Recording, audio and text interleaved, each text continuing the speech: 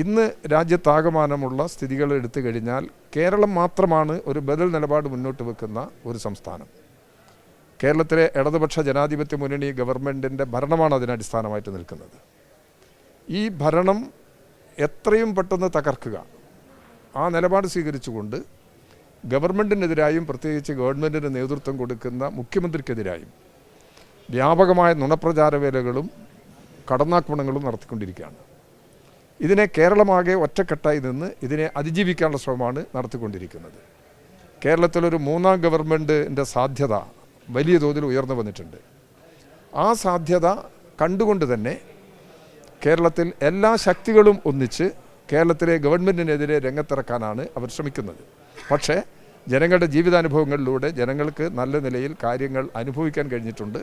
ആ അനുഭവത്തിൽ നിന്ന് കേരളം വളരെ ശക്തമായി മുമ്പോട്ട് പോകും. ദേശീയ തലത്തിലുള്ള പാർട്ടിയുടെ വളർച്ചയിൽ കേരളം വളരെ പ്രധാനപ്പെട്ട പങ്കുവയ്ക്കുകയാണ്. ഒരു ഇടതുപക്ഷ ബദൽ ഉയർത്തുന്നത് ഇപ്പോൾ കേരള സംസ്ഥാനമാണ്.